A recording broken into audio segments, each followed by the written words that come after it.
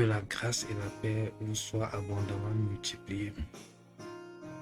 Par la grâce de Dieu, je viens partager un message que j'ai intitulé Le témoignage de Dieu. Le témoignage de Dieu. Notre texte d'appui se trouve dans 1 Jean. Nous sommes dans 1 Jean, chapitre 5, verset 9. Là, il est écrit: si nous recevons le témoignage de Dieu des hommes, le témoignage de Dieu est plus grand. Car le témoignage de Dieu consiste en ce qu'il a rendu témoignage à son Fils. Verset 10. Celui qui croit au Fils de Dieu a ce témoignage en lui-même. Celui qui ne croit pas, Dieu le fait menteur, puisqu'il ne croit pas au témoignage que Dieu a rendu à son Fils. Et voici ce témoignage, c'est que Dieu nous a donné la vie éternelle et que cette vie est dans son Fils. Celui qui a le Fils a la vie, celui qui n'a pas le Fils de Dieu n'a pas la vie. Je vous ai écrit ces choses afin que vous sachiez que vous avez la vie éternelle, vous qui croyez au nom du Fils de Dieu. Amen.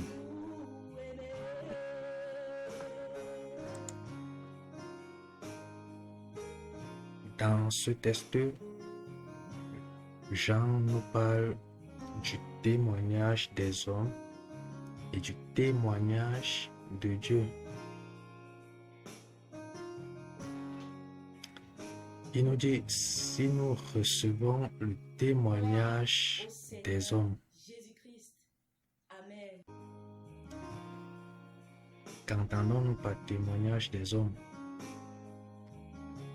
Il n'est pas rare dans ce monde-ci de prendre des décisions sur la base de ce que nous avons entendu, sur la base des informations que nous avons collectées d'une manière ou d'une autre.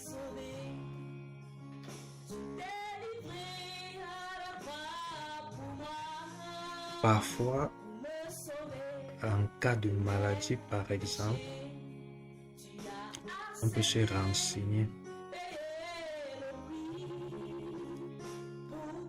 Et les hommes peuvent nous dire par exemple,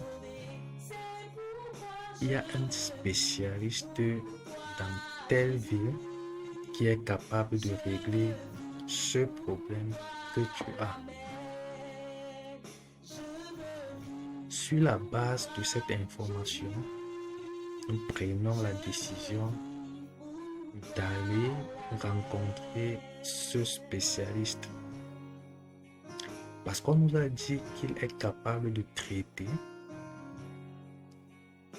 parce qu'on nous a rendu témoignage de ce qu'il a traité une ou plusieurs autres personnes, nous prenons l'engagement d'aller le rencontrer afin de voir s'il peut être une solution à notre problème.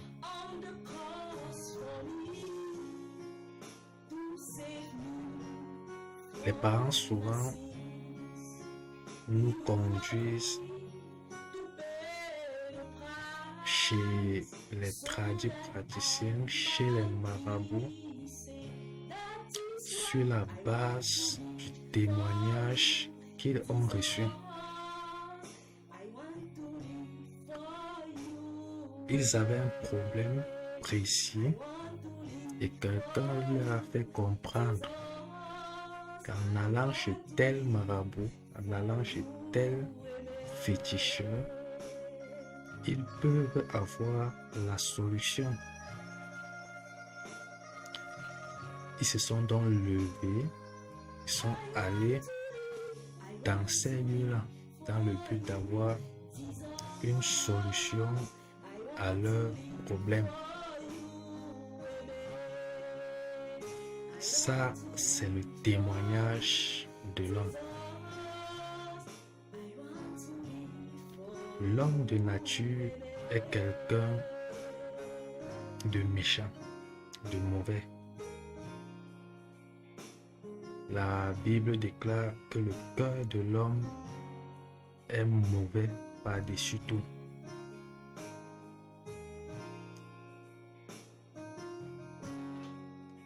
Jean ici nous fait comprendre que nous avons souvent eu à accepter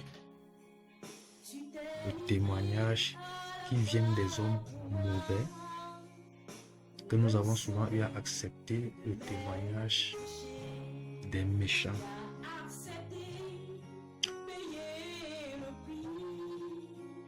Puisque l'homme est mauvais et méchant. Mais de l'autre côté, Jean nous parle du témoignage de Dieu.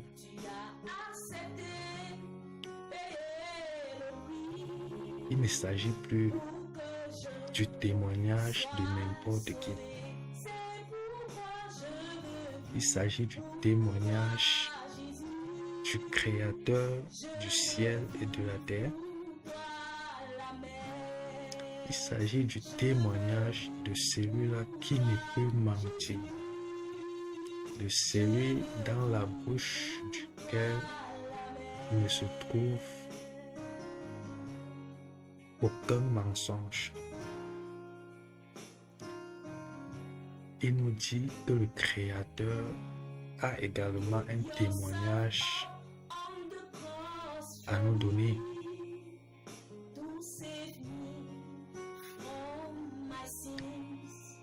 Il dit, voici ce témoignage.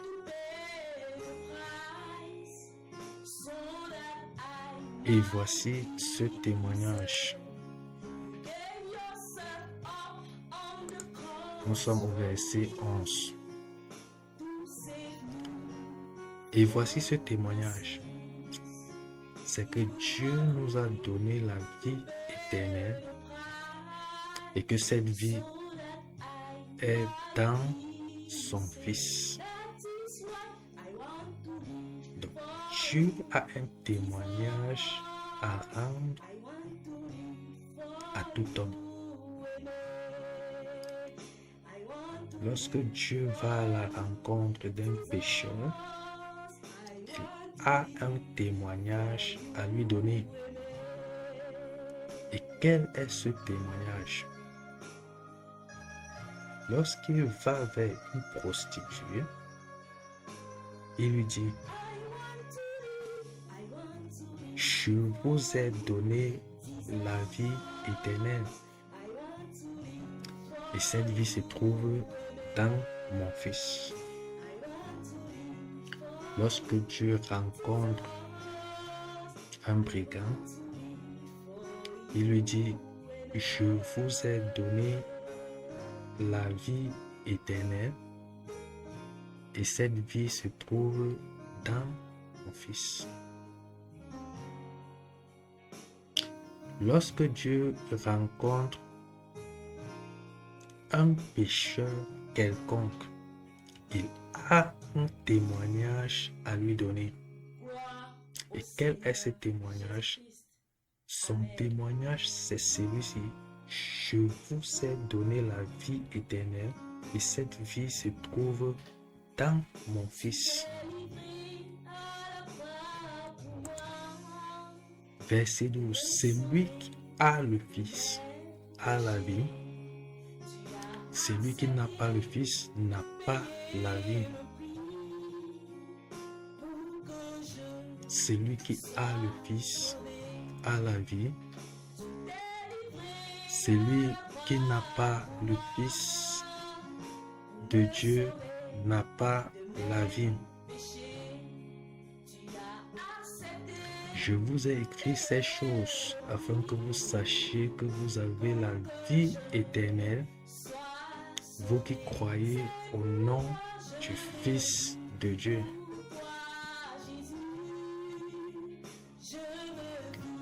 Jean nous fait comprendre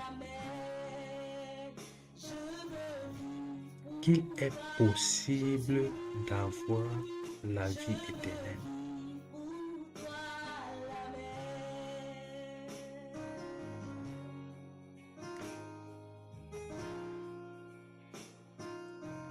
Je vous ai écrit ces choses afin que vous sachiez que vous avez la vie éternelle, vous qui croyez au nom du Fils de Dieu.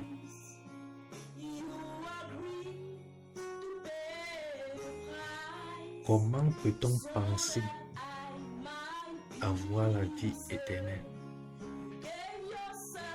Lorsque nous lisons ce texte, on peut se poser la question, comment avoir la vie éternelle? Écoutons un peu Paul. Nous sommes dans 1 Corinthiens chapitre 4 verset 7.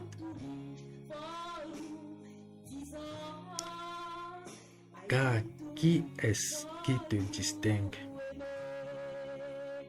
Qu'as-tu que tu n'aies reçu? Et si tu l'as reçu, pourquoi te glorifies-tu comme si tu ne l'avais pas reçu?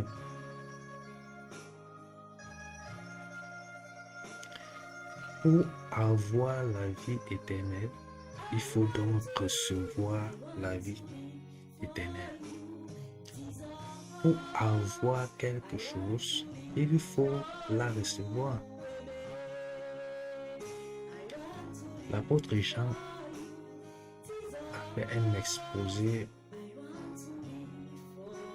sur ce sujet dans son évangile, dans l'évangile qui porte son nom.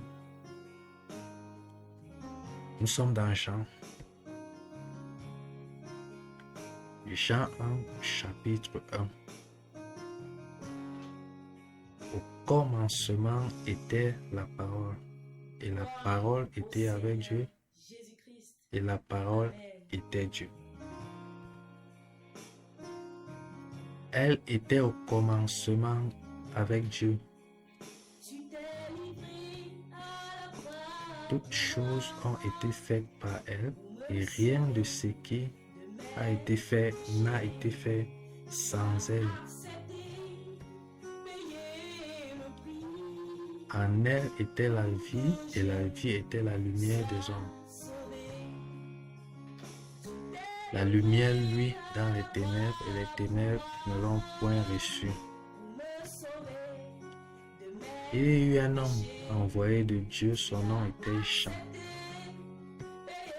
Verset 17. Verset 7. Il vint pour servir de témoin, pour rendre témoignage à la lumière, afin que tous crussent par lui. Il n'était pas la lumière, mais il parut pour rendre témoignage à la lumière. Cette lumière était la véritable lumière qui, en venant dans le monde, éclaire tout homme. Elle était dans le monde, et le monde a été fait par elle, et le monde ne l'a point connue. Elle est venue chez les siens, et les siens ne l'ont point reçue. Mais à tous ceux qui l'ont reçue, à ceux qui croient en son nom, elle a donné le pouvoir de devenir enfants de Dieu. Amen. À tous ceux qui l'ont reçu. Il s'agit de qui ici? Jean parle dans le premier chapitre de l'évangile qui porte son nom, du Seigneur Jésus-Christ. Le Seigneur Jésus-Christ qui est venu dans le monde. Le Seigneur Jésus-Christ qui est venu premièrement chez les Juifs et les Juifs ne l'ont point reçu. Et il nous dit à tous ceux qui l'ont reçu, à ceux qui croient en son nom, elle a donné le pouvoir, la parole Jésus-Christ a donné le pouvoir de devenir enfant de Dieu. Donc, recevoir Jésus, c'est encore croire en son nom. Recevoir Jésus-Christ, c'est croire en son nom. Et que signifie croire en son nom? Croire au nom de Jésus, c'est croire que c'est lui qu'on a appelé le fils du charpentier. C'est croire que celui qu'on appelait Jésus est également le Christ.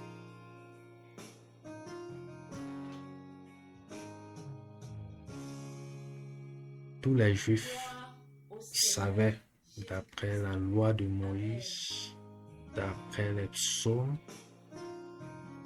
d'après les prophètes, les prophéties, que le Christ devait venir. Dieu avait promis qu'à une époque particulière, il enverrait celui qui s'appellerait le Christ. Et lorsque les temps ont été accomplis, Dieu a envoyé son Fils Jésus-Christ, Jésus. Sa vie était l'accomplissement des prophéties. Sa venue était l'accomplissement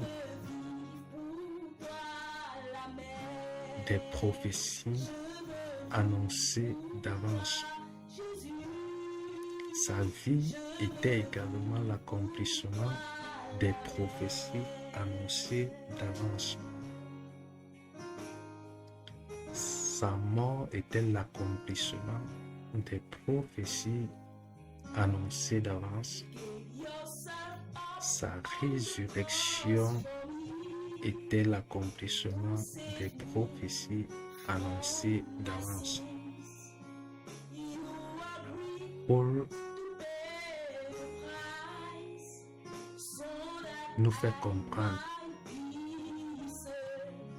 que par la résurrection de Christ, Jésus, Dieu a montré qu'il était le Christ. Donc, la résurrection de Jésus est la preuve que Jésus est le Christ.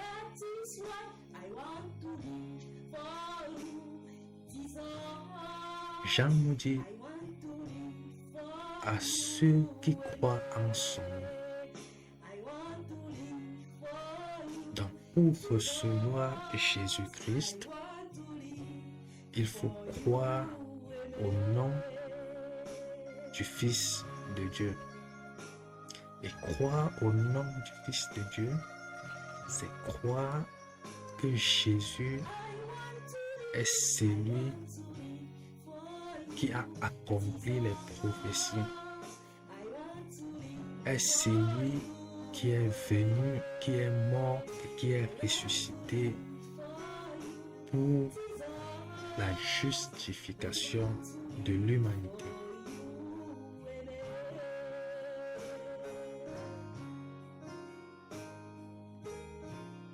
Je viens donc m'adresser à quelqu'un ce soir. Je viens avec cette interpellation de l'apôtre Jean. Si nous recevons le témoignage des hommes, le témoignage de Dieu est plus grand.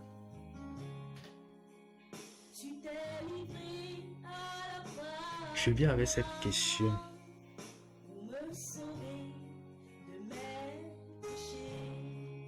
Qu'allons-nous faire après avoir écouté ce message? Allons-nous également choisir de recevoir le témoignage de Dieu?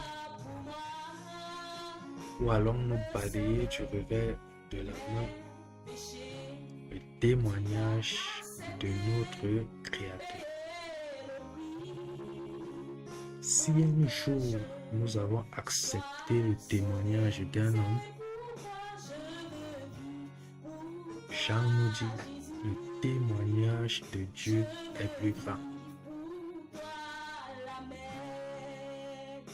Et ce témoignage, c'est que Dieu nous a donné la vie éternelle.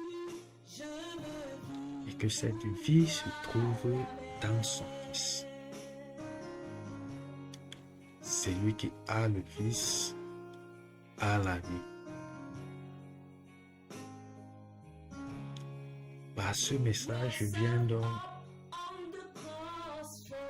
présenter à quelqu'un le témoignage de Dieu. Je viens dire à quelqu'un, en ce jour, Jésus-Christ te tend encore la main. En ce jour, le Seigneur Jésus-Christ te tend la main et il te dit, veux-tu accepter mon témoignage? Veux-tu accepter le témoignage que le Père a rendu de moi?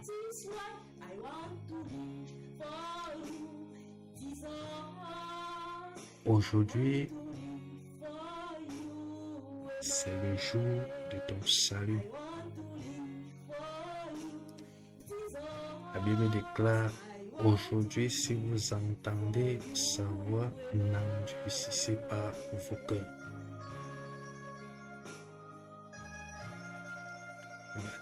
Veux-tu saisir la main tendue de Dieu en ce jour? Sa main est tendue vers toi et elle n'attend que toi. Si après avoir écouté ce message, tu as réalisé que Jésus-Christ te veut à lui, si après avoir écouté ce message, tu te dis en toi-même, dans le passé, j'ai accepté d'avancer sur la base du témoignage des hommes. J'ai pris des décisions sur la base du témoignage des hommes.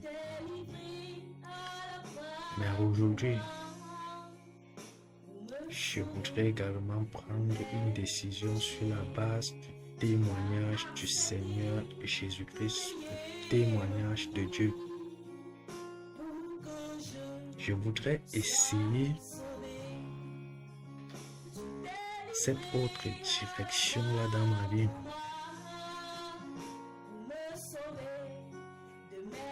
Je voudrais mettre à l'épreuve ce Dieu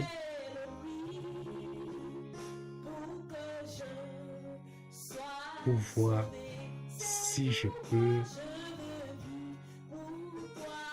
avoir une solution au problème du péché dans ma vie. Car celui qui a le Fils de Dieu a la vie. Le Seigneur dit qu'il n'est pas venu chercher les justes, mais les pécheurs.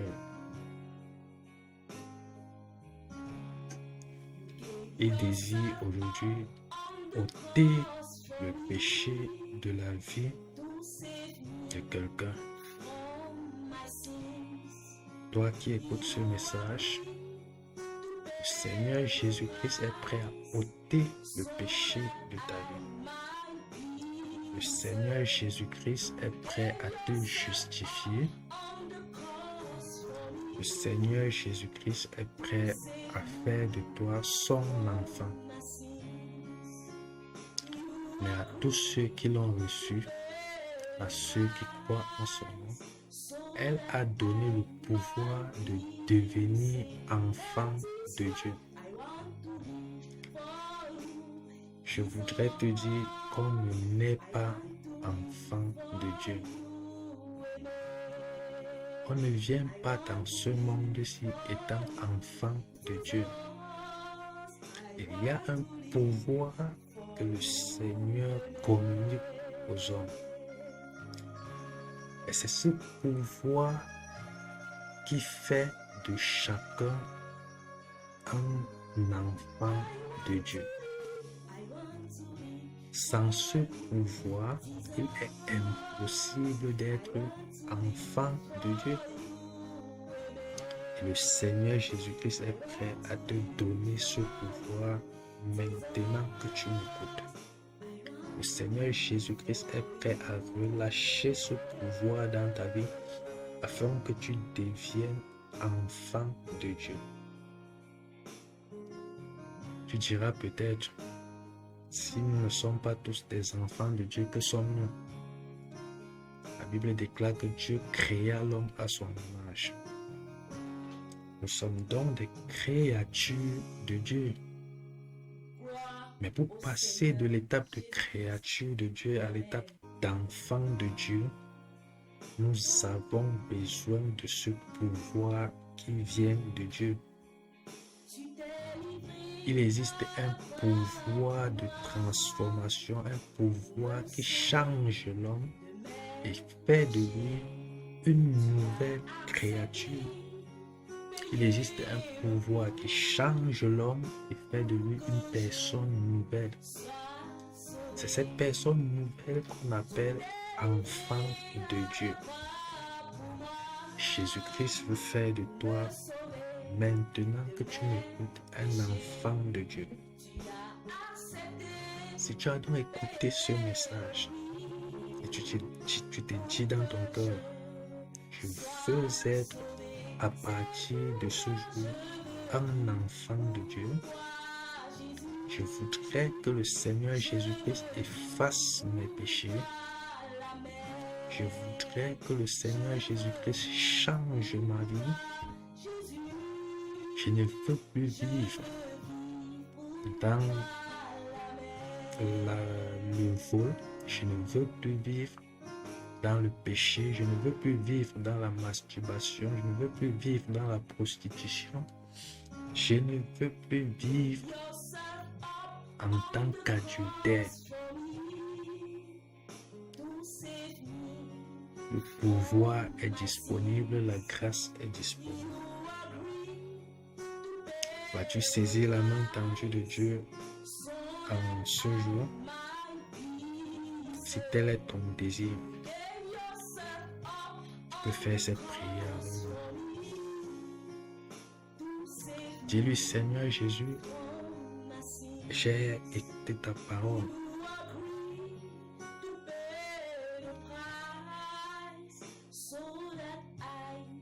Je crois en ton nom.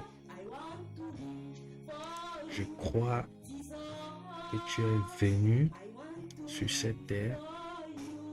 Je crois que tu es mort pour mes péchés. Je crois que tu es ressuscité. Je crois que par ta résurrection, Dieu a fait de toi Christ. Je crois, Seigneur Jésus, que tu es le Christ.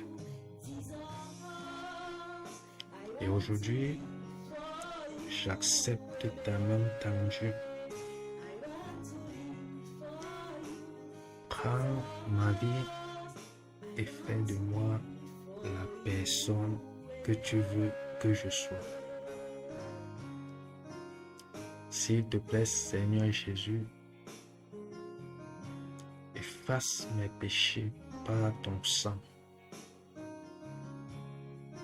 Efface mes péchés passés et fais de moi une nouvelle créature. Gloire au Seigneur Jésus-Christ. Amen. T'en supplie, change mon cœur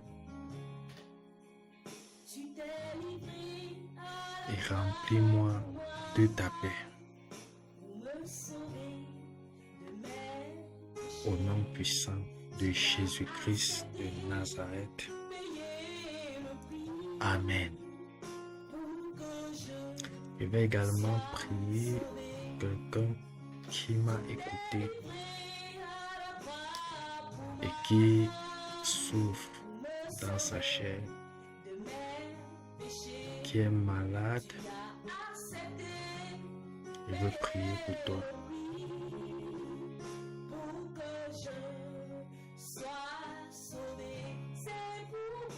Tu désires peut-être mettre le Seigneur Jésus-Christ à l'épreuve. Tu désires que le Seigneur Jésus-Christ se révèle à toi.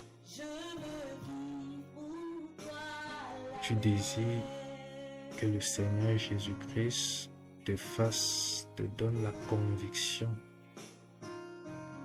qu'il est vivant. Je veux prier avec toi en ce moment. Dans ce lieu où tu te trouves, pendant que je prie pour toi, présente ta situation au Seigneur. Et je prie que le Seigneur Jésus-Christ te visite, que le Seigneur Jésus-Christ te localise, que le Seigneur Jésus-Christ te guérisse. Père, au nom de Jésus-Christ de Nazareth, je viens te présenter tous ceux-là qui en ce moment sont en train de te présenter leur situation. Je prie, Seigneur, afin que dans ta grâce, que tu te révèles à chacun d'eux. Révèle-toi à chacun comme le Dieu vivant. S'il te plaît, révèle-toi à chacun comme le Dieu vivant. S'il te plaît, révèle-toi à chacun comme le Dieu qui agit encore. S'il te plaît, révèle-toi à chacun comme le Dieu qui guérit. S'il te plaît, révèle-toi à chacun comme le Dieu qui délivre. Quelle que soit la situation dans laquelle tu te trouves en ce moment, que la main du Seigneur te touche maintenant. Je prie pour une guérison totale et complète, totale et parfaite au nom de Jésus. J'appelle dans ton corps mortel la santé divine. La Bible déclare, si l'esprit de celui qui a ressuscité Christ d'entre les morts habite en vous, celui qui a ressuscité Christ d'entre les morts donnera également la vie à votre corps mortel par son esprit qui habite en vous. Je prie que le Saint-Esprit descende et te touche au nom de Jésus. Je prie que la main de Dieu te délivre de cette maladie au nom de Jésus. Je prie que le Seigneur Jésus-Christ te délivre de cet esprit impur au nom de Jésus. Je prie que le Seigneur Jésus-Christ te libère de cette oppression au nom puissant de Jésus. Sois guéri, sois délivré, sois restauré au nom puissant de Jésus. Que la vie de Dieu jaillisse en toi maintenant au nom puissant de Jésus. Que la vie de Dieu jaillisse dans ton corps mortel maintenant au nom puissant de Jésus. soit, Père, toute la gloire et reçois l'honneur au nom puissant de Jésus-Christ de Nazareth. Amen. Gloire au Seigneur Jésus-Christ de Nazareth. Et à très bientôt sur la chaîne YouTube. Vive pour la gloire de Dieu.